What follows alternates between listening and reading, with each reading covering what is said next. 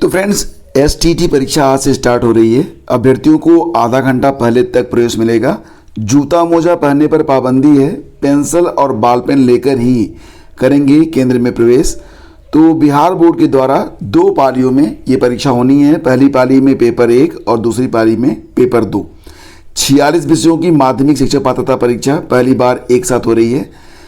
और अगर अभ्यर्थियों को कोई परेशानी हो रही है तो इसके लिए एक हेल्पलाइन नंबर है, आप नोट कर लीजिए इसे, 0612223074। इस पर फ़ोन करके जो अभ्यर्थी हैं या फिर जो भी संबंधित लोग हैं वो अपनी शिकायत को दर्ज करवा सकते हैं।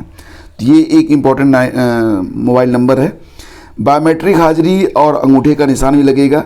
कुछ चीज़ें और भी हैं कि परीक्षा केंद्र पर जाने में इनका ख्याल रखें, जैसे कि पुस्तक, नोटबुक, कैलकुलेटर, घड़ी, पेजर, सेलफोन पर पाबंदी है। प्रवेश पत्र में निर्धारित जगह पर वीक्षक से हस्ताक्षर जरूर करवाएं। जब तक परीक्षा समाप्त नहीं होगी केंद्र से बाहर नहीं जाएंगे। तस्वीर और अन्य बायोमेट्रिक सूचनाएं भी ली जाएंगी। देखो, एक बात और बहुत ही ध्यान से समझ लो कि मेहंदी, स्याही, रंग, नेल पॉलिश आदि लगाने पर भी पूरी तरह से पाबंदी है और बाएं अंगूठे का निशान दर्ज करना होगा। सभी अभ्यर्थियों की वेब तस्वीर भी ली जाएगी। तो सारी बातें ध्यान से समझ लो। और आपको ये भी बता दें कि जो पहली पाली की परीक्षा हो रही है उसमें जो आपको एंट्री मिलेगी 8:30 से 9:30 के बीच में मिलेगी। दूसरी पाली की परीक्षा में जो एंट्री होगी वो 1:30 बजे से 2:30 बजे के बीच में मिलेगी। बिहार बोर्ड के अनुसार पहली बार एक साथ 46 विषयों की एसटीटी आयोजित होने वाली है। तो जो अनुदेश दिए गए हैं इसका पूरी तरह से आप लोग पालन करिए, नहीं तो दिक्कत होगी। खासतौर से लड़कियां जो हैं वो ज़रूर ध्यान दें कि मेहंदी, स्याही, रंग, नेल पॉलिश आदि से बचें, नहीं तो समस्या ही होगी। और फ्रेंड्स देखो, शिक्षक भर्ती के लिए आज से डॉक्यूमेंट वेरिफिकेशन स्टार्ट हो रहा है। मैंने कल आप लोगों को जब जानकारी दी थी, कई लोगों ने पूछा था कि जो अदर स्टेट के हैं उनके लिए डॉक्यूमेंट वेरिफिकेशन कैसे होगा। तो फ्रेंड्स यहाँ पर बताया जा रहा है कि जो अदर स्टेट हैं उनके लिए document verification Patna high school में होगा। आगे मैं आपको जानकारी दे रहा हूँ। आपको पता होना चाहिए कि बीपीएससी शिक्षक नियुक्ति के अंतर्गत राज्य भर में शुक्रवार से डॉक्यूमेंट वेरिफिकेशन की प्रक्रिया स्टार्ट कर रहा है। पटना जिले के पटना हाई स्कूल में 50 काउंटर हैं। सत्यापन सुबह 10 से शाम 5 बजे तक चलेगा। माध्यमिक, उच्च माध्यमिक के अलग अलग काउंटर हैं। तो उच्च माध्यमिक शिक्षक अभ्यर्थियों के दस्तावेज का सत्यापन 4, 5, 7, 8 और 9 तथा माध्यमिक के अभ्यर्थियों का 8, 9, 11 और 12 सितंबर को होगा। पटना में कुल 15,500 अभ्यर्थी हैं। हर दिन 1700 अभ्यर्थियों को बुलाया गया है। तो ध्यान दीजिएगा सारी बातें। यहाँ पर कागजात सत्यापन के लिए विषयवार आएंगे अभ्यर्थी।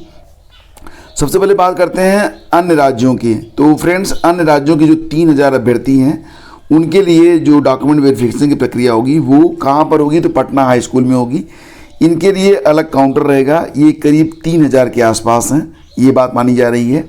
बीपीएससी ने शिक्षक भर्ती के लिए कागजात सत्यापन में अभ्यर्थियों को कक्षावार और विषयवार बुलाया है। हर दिन एक विषय के अभ्यर्थी दस्तावेज सत्यापन के लिए आएंगे। किस दिन किस विषय और कक्षा का दस्तावेज सत्यापन किया जाएगा इसकी सूची बीपीएससी के पोर्टल पर है। कंप्यूटर साइंस का सिर्फ जो डॉक्यूमेंट वेरिफिकेशन है ये 2 दिन चलेगा, कंप्यूटर साइंस वाला।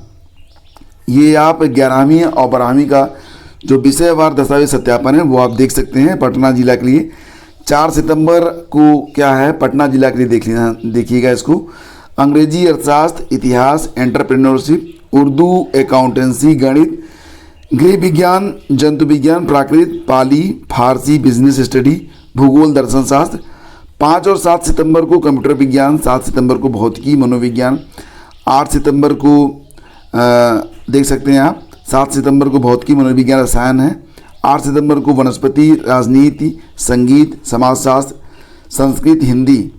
और बिहार के बाहर के जो अभ्यर्थी हैं उनके लिए 4 सितंबर को अंग्रेजी, अर्थशास्त्र, इतिहास, एंटरप्रेन्योरशिप, उर्दू, अकाउंटेंसी, गणित, गृह विज्ञान, जंतु विज्ञान, दर्शन शास्त्र, प्राकृत, फारसी, बिजनेस स्टडी, भूगोल।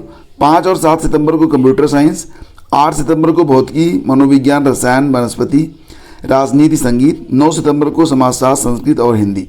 तो ये जो है ये 11वीं 12वीं के लिए है डॉक्यूमेंट वेरिफिकेशन का जो कार्यक्रम है। इसके अलावा यहाँ पर आप देख सकते हैं कि 9वीं और 10वीं का जो विषयवार दस्तावेज सत्यापन होगा तो बिहार के बाहर के अभ्यर्थी के लिए जो आप ध्यान दीजिए कि जो अगर आप आउट ऑफ बिहार के हैं तो 9 सितंबर को गणित के लिए, 11 सितंबर को अंग्रेजी, उर्दू, बांग्ला, विज्ञान, संस्कृत के लिए, 12 सितंबर को हिंदी, सामाजिक विज्ञान और पटना जिले के लिए यहाँ पर दिया गया है। तो पूरा आप लोग देख लीजिए, स्क्रीनशॉट ले लीजिए, या फिर ये जो चीज़ें हैं ये आपको ऑफिशियल वेबसाइट पर भी मिल जाएंगी, उस पर जाकर चेक कर लीजिए और ये ज़रूर डिसाइड कर लीजिए कि आपका डीवी कब होना है और कहाँ पर होना है।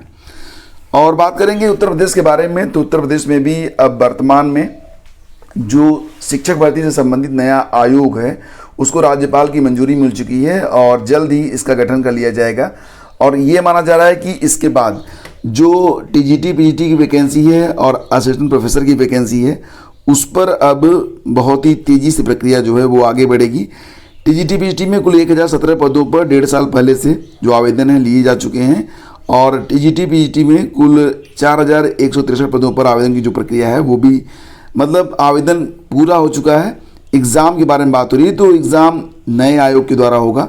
अगर बात करें एलटी ग्रेड के बारे में तो 6000 पदों पर यूपीपीएससी ने यहाँ पर जो अध्याचन है उसको मिल चुका है और यूपीपीएससी के द्वारा सबसे पहले तो हाल ही में यानी कि सितंबर के तीसरे सप्ताह में एपीएस के 300 पदों पर वैकेंसी आने वाली है। इसके बाद आरओ का विज्ञापन अक्टूबर में जारी होगा। आयोग ने 14 अगस्त को सहायक नगर नियोजक परीक्षा का विज्ञापन जारी किया है जिसके तहत सहायक नगर नियोजक के 24 पदों पर भर्ती होनी है। स्टाफ नर्स पुरुष महिला 2023 का विज्ञापन जारी किया गया है। इसके अलावा फ्रेंड्स ये भी माना जा रहा है कि कुछ और भी विज्ञापन है, जैसे कि स्टाफ नर्स आयुर्वेद के लिए आज से जो आवेदन है ये स्टार्ट हो रहे हैं 4 सितंबर से, आप देख सकते हैं यहाँ पर।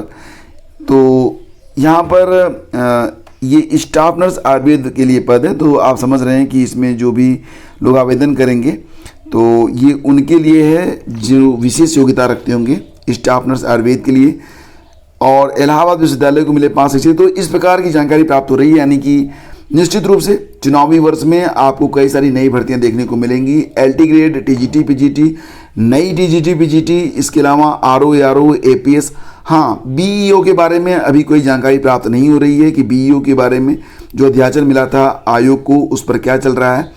इतना जरूर है कि बीईओ का भी विज्ञापन जो है देर से देर जारी जरूर किया जाएगा। और बात करते हैं डीएलएड के बारे में, तो 4 सत्र के बाद डीएलएड की सीटें भरने की उम्मीद।